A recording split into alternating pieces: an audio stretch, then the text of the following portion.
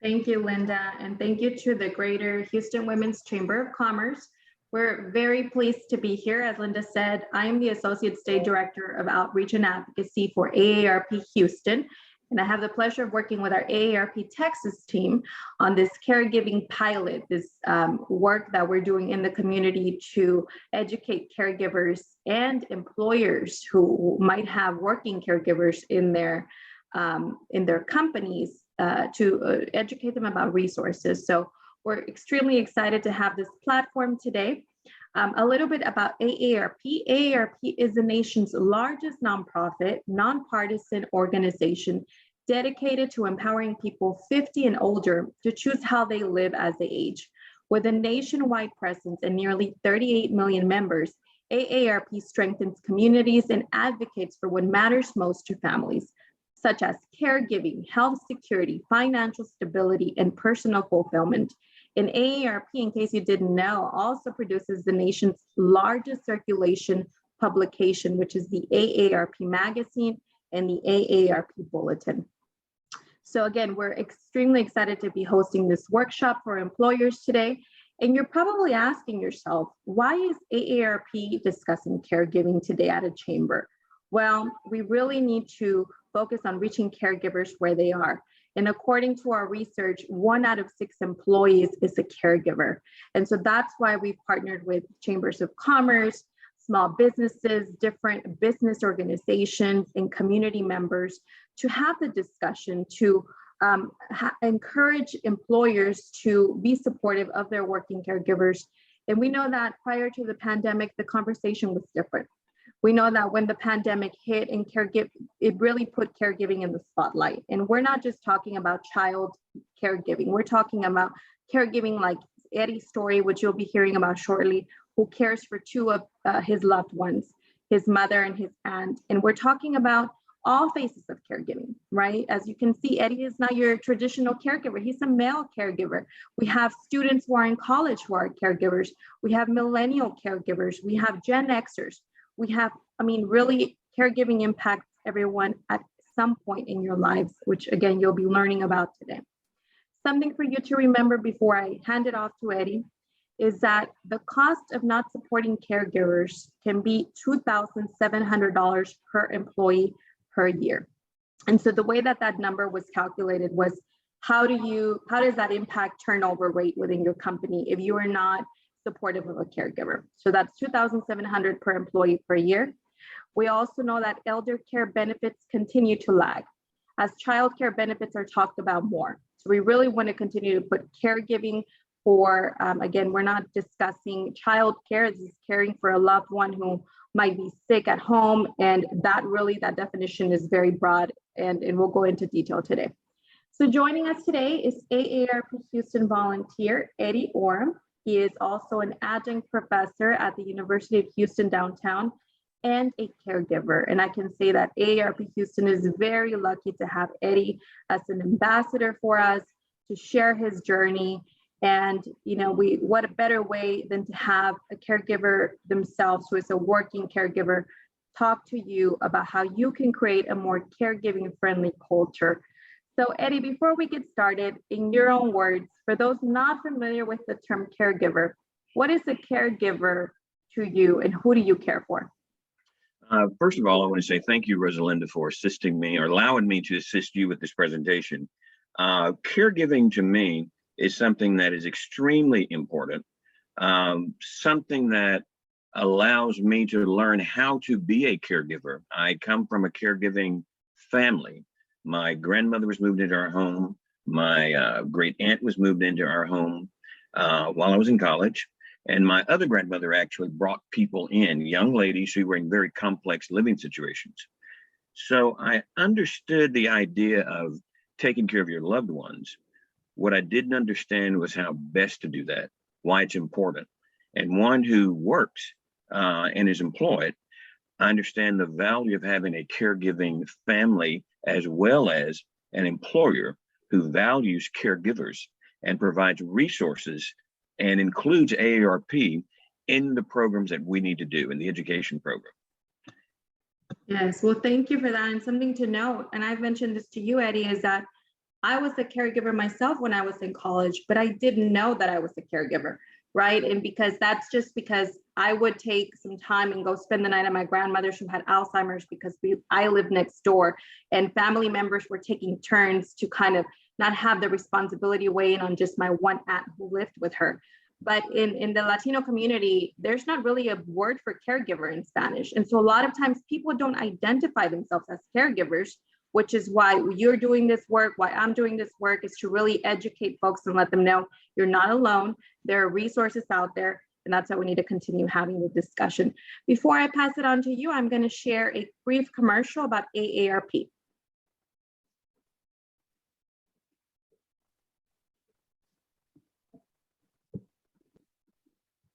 Our story begins more than 60 years ago inside an abandoned chicken coop where our founder discovered a retired teacher living, no home, no health care. So she said no to this injustice and yes to transforming lives. It's this drive, this compassion that inspired AARP. Today, we empower people to choose how they live as they age. We advocate for health and financial security. We strengthen communities everywhere. We are AARP Houston, creating real possibilities.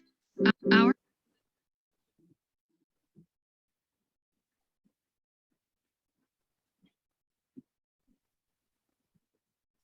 Hey, Eddie, go ahead.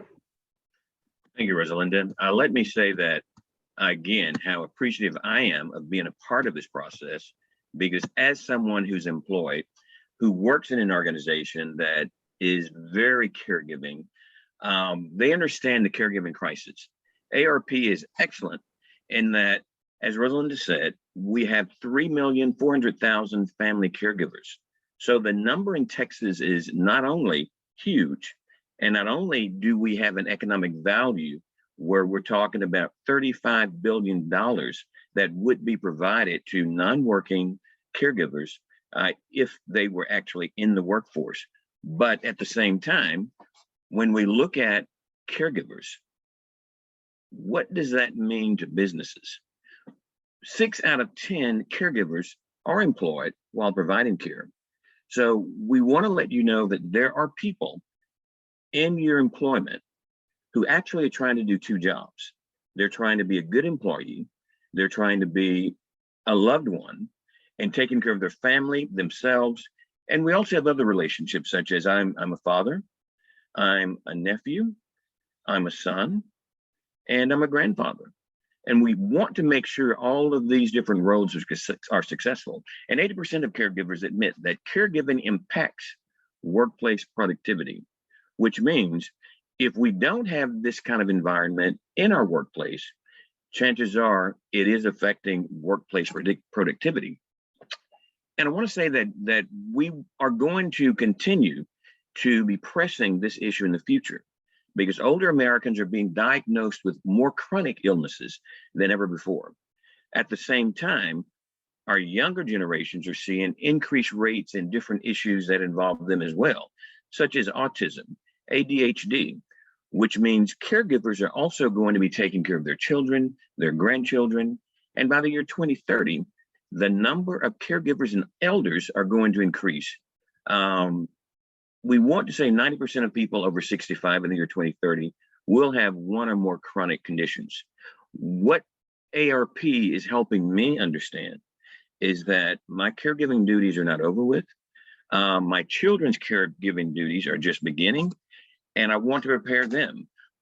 But it matters to small businesses because we realize that as a small business, there tends to be fewer staff members. We have very little staff overlap in that how do you work with someone where if someone needs to leave, their job is not done, perhaps in many times not identified. Fewer resources because you're a smaller business. The fewer resources really means that you would want to partner with other organizations, outside community groups, to educate your employees to make sure that those who are caregivers are supported, and those who are going to be future caregivers will also have the tools to begin. And of course, a small business lacks an HR department. Now, there are benefits when we began looking at caregiving cultures. It's going to strengthen the employee morale. I can say to you that when I discussed with my director that I'm also a caregiver, actually, it was an article that was printed that she saw, and she approached me. This is when she began to tell me the resources that we have at the University of Houston downtown. We also have an aging department. It created a morale for me to where I really don't want to leave the University of Houston. I'm retired. I have several volunteer activities that I'm involved with, support a nonprofit. I have my caregiving duties, but my employer is very important to me because I feel a connection as another family. It also working with AARP and understanding employee caregiving duties that AARP can help provide. I have a much better work-life balance in that I'm able to take care of myself, which means I've had to learn how to breathe. I've had to learn how to exercise more, how to eat healthier, to balance my work life, to make sure that all things in my life are working properly. Again, as I mentioned, it's going to reduce your employee turnover. I'm not willing to leave my employer because my employer treats me like family. My employer understands that I am in a situation that's very different than most, and I'm caring for my loved ones. I'm very dedicated to that. And my employer helps me with resources and time away to actually deal with that. As I tell other people my story, I also am able to send new talent. You're going to keep talent, and it's going to reduce your workplace cost because you're not going to have to continue to train people. You also are going to have people who are very excited to be with you. Let me say too that in order to make sure our workplace is more caregiving friendly, there are 4 things that AARP has helped me to understand. Number 1, you want to begin by gathering information on how your employees think about caregiving. You want to understand where are they in their caregiving journey? How can you assist? This helps you to build that caregiving friendly culture. And when I say that caregiving culture, I'm able to talk about what's going on with my family, with my caregiving duties. I'm able to share that information with others. And the most important thing is that I find when I speak with other caregivers, I always learn. And there are resources with AARP that we can bring to your organization to ensure that you as an employer has a culture that works for your employees as well. As you're doing this, you implement specific strategies, asking employees what works best for you. How can this be easier? The different organizations that you can pull in. And as you create those strategies, you will connect people like me, employees, with resources like AARP, like the Alzheimer's Association, like Care Partners, like the adult daycare centers, to help our job to be easier. How do you want to gather that information? One suggestion we have is that you host a brown bag lunch, so your employees are simply able to discuss caregiving. And as I said earlier, the more I have that discussion with other people, the more I learn, the more I feel like I'm not alone. And as we begin to talk, we talk about what works for each other. I actually have a partnership with someone who lives in my condominium complex, where she is also taking care of a loved one. So we're able to help, get together, share resources, and that kind of conversation. As I give the ideas about what I'm learning, what's been shared with me, I'm able to share that with others. So you want to begin by actually, I suggest, surveying your employees, where you learn about what they are doing, and you share this not only with each other, but share it with the organization as well. So it's important to make sure you gather this information, as well as creating that culture, because once you begin to talk with your employees, once you begin to understand that there are specific situations that are occurring, then you will learn that it becomes transparent with your organization, because we believe that what you're doing to assist us shows that you care. It also tells us that we have the stability and security to share our information, to share our concerns, to ask for help, to be frank with you when we actually need some time or need to make that phone call. And we want to make sure that in the organization, we can share the value of caregiving. And as an employee who is a caregiver, I believe I do bring to the table certain things like empathy. I also have to understand organization and drive. These are the kinds of skills that are very important to you on your staff when you begin your culture. As an example, as a teacher and as a principal, I realized that elementary and special ed folk came in with a background of how to teach the child, where secondary folk were more about teaching the subject. So in my hiring process, I wanted to make sure I had the empathetic types of people who also understood the children. As any business culture, once you educate other employees about the challenges of caregiving, you're also helping us to understand our responsibility and the caregiver space. And when I say the caregiver space, I never really heard a story about caregiving as I spoke with my friends and associates. But as soon as I began to say I'm a caregiver, I realized everyone had a reference, whether it was my parents or grandparents, a situation where there was a neighbor who needed assistance, or whether you watched your parents or other caregivers being present. And what we realized is that we're all caregivers. And one of the things that we can do best for you is to come in with what we call a prepare to care workshop.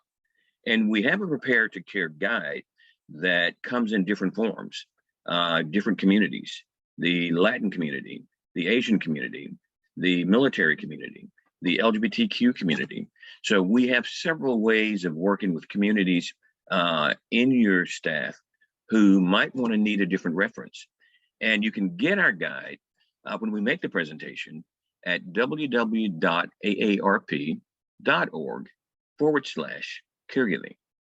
And we'll say this several times during the presentation, and we'll also make sure that you get this information sent to you at your request. Now, caregiving causes you to juggle many activities, and we'll talk about this in the workshop where we all are providing some type of support to someone else, whether that's running errands, whether that's paying bills, whether that's helping with medication, or whether that's just doing light duties or bringing food by. So we're juggling all of this at the same time before we realize we're caregiver. We also are caregiver because we're doing these kinds of things. But the key question is when we're talking with employees, and in my case, I thought I was a pretty good caregiver. I had seen what was going on in my home. I have that compassion. I volunteered in my community. So I thought this was something that was very natural until I met AARP and learned that I can always be a better caregiver. And I was not as prepared as I thought I was. One of the things that we will do when we talk with your employees and work with other employers, that most important first step is how do you begin that conversation? That's the hardest part. How do you form your team of support? And what kind of roles do they play? That third step is how do you make that plan? And last of all, which I found to be extremely important, is how do you prepare to care for yourself? Let's say starting the conversation. Many times you're going to have to look for an opening. I found in both of my situations with my mother and my aunt that I really had to begin that conversation with love. I wanted to respect their wishes. I wanted them to be involved. And as you see what's going on with your loved ones, things they may not see, things very easy for you to overlook. You want to size up the situation and you want to figure out how to begin a conversation. And we will give examples of that once we come in and work with different groups. One of the things that I found extremely important in starting the conversation, and I'm learning more and more about that as I continue with my journey, is you want to know bank account information, which means you'll need to start conversations about their investments, their insurance coverage. This is where power of attorney comes in. It's very difficult to have these conversations many times because many of our folk just are not willing to have the conversation. We're not willing to admit that, number one, we need assistance. And on the caregiving situations, we aren't really in a place many times to think that our loved ones are going to be in need of care. And this is why we want to begin that conversation, not only with our loved ones, but with our younger folk as well. I involve my children on my team, as we're going to talk about, so they see this now. And if it's just not the right time, you may need to go back and have another time. And in our workshops, we talk about the different ways of having the conversation. We talk about step 2, and how do you form a team? That team is not always people who are in your family, may not always be a sibling. It certainly could be people who live nearby, who can drop by on the small kinds of things, people who can do simple tasks to relieve you, people have maybe special talents with cooking, or you may have a gentleman who might want to mow the lawn, or there are all kinds of ideas of how people can assist you. And once you get your team, it's important to make a plan. We discuss in our workshops about how to have a team meeting. Who do you include? And we specifically want to make sure that as long as possible, you include the person who is receiving the care. This is the advantage of beginning early. In my case, when I look at the stages of Alzheimer's, you've got the beginning stage, the middle stage, and the late stage. And you want to try to work in the beginning stage to ask those questions about, in fact, my question to my aunt was, if you begin losing your words, would you want me to help you out and help you cover? Or would you like for me to just give you time to say what you want to say? These kinds of things are very important. So it's important that your loved one is a part of the process as soon as possible. The team members, you want to keep them informed. Even though they may not be specific for any number of reasons that we can discuss in our workshop, they will want to be informed. So you want to make sure that the people who are working with you have information that they can share with others. You might want to share that through emails. My particular case with my aunt, I do it with dinner meetings. So she can see her great grandson and her grandson, and we meet together and they get to see her. And you want to make sure that we understand that finding that support with both you and your team becomes very important. And when we talk about finding support, it might be a community resource, such as AARP. It could be a community resource, again, where you look for the daycare activities and options. You also professional health, the neurologist, making sure that, in fact, we move to a geriatric doctor.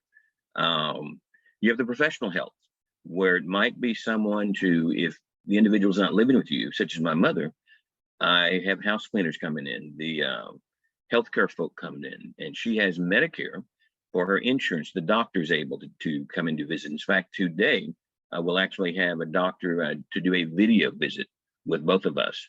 And you may also have the employee assistance program at your workplace. This allows you to look at what's there at your company that might be able to assist you. It also gives you the opportunity to see what's going on with your employee assistance program that almost always can be helpful to you as well. There are other ideas, and we'll talk about the different types of folk that you can hire. The prices tend to be from $21 to $27 an hour. And ARP really was helpful to me with our home fit workshop, in that it gives you a way to survey your home, to look at if that rug is properly in the place, if you need to make changes to how your loved one access your home or their home. You want to look at if they're still wanting to be around the kitchen, how is their reach? What's safe for them? So we want to make sure that our homes are set up. And that's another way that ARP is very helpful with workshops with fitting your home. Exploring housing options are very important. The earlier you can talk about housing options with your loved ones, and if you're fortunate enough to be able to visit places, and just to ask them, what's your desire? What kind of plans would you like to make? And many times that's a difficult conversation, but we can assist with that as we go through our workshops. And I would say what worked very well for me was caring for yourself. I'm pretty optimistic, and I'm always busy, and I didn't realize until I was actually doing part of the workshop and speaking to caring for yourself that I was not caring for myself. But ARP sessions actually helped me to become more mindful, making sure that I knew how to breathe, find some me time, and to make sure that not only was I taking care of myself, but understanding the value of what happens when you're not prepared and you have two loved ones and you also are a father and you're also a brother. So what I want to do here is not share ideas, but this is something that we do when we come in as we talk about working with employers. Rosalinda, would you like to talk about the resources that are available? Yes, thank you, Eddie. So as you heard, it's a twofold approach. We have resources for the employer. The first item you'll see on the slide is the Employer Caregiving Toolkit, which has a lot of tools to help you assess where you are in creating a caregiving friendly culture. I had a question in the chat, which I can read. It says, how does this information look fleshed out for entrepreneurs, many of which are solopreneurs and are serving in all capacities of their business and caring for a loved one? So that's kind of, if you have employees and you're a small business, which we talked about, Eddie mentioned in one of his slides, we're very aware of the fact that small businesses have limited resources. A lot of times don't even have an HR department. So this booklet here helps you assess where you are and also gives you ideas on, if you do have a small team of 3 or 4 people, how you can implement some changes that would not even cost you any money.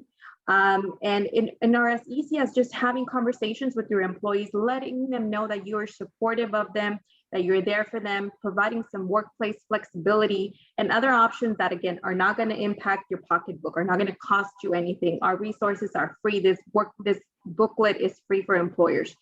And then the other question in the chat was, what if they're a solopreneur and they're caring for a loved one? So the other approach is we go in, the reason for today is to have you all invite us to go host a free workshop for your employees, or Eddie or other caregivers will share their story, their journey, but also go through how to create a plan. A lot of times we don't think about how we can divide up responsibilities, how we can use a booklet to help us create that specific plan to track medications, to track doctor's appointments, to seek help. You know, there's also some help from the government where you can get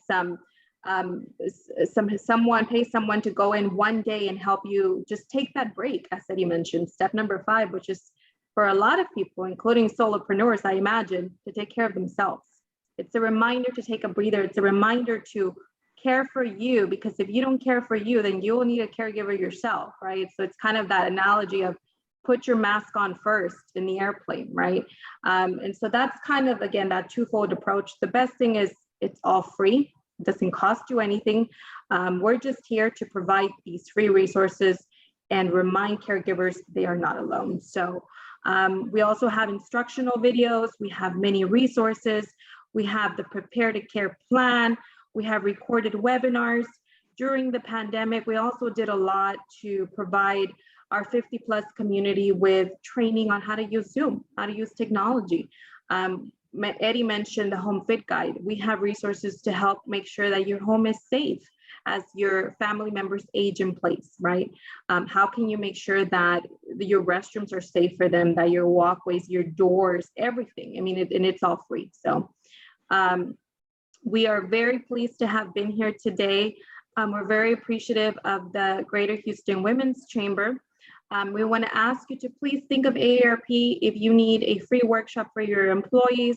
Another way to work with your company is if you have an employee resource group. This is a good conversation to have, or have them lead, to invite AARP. We encourage you to create a caregiving friendly culture and have us host a brown bag workshop for you. So thank you so much. And thank you to Eddie for sharing his journey and being a big ambassador for AARP Houston. We hope you all have a wonderful holiday season, and thank you again.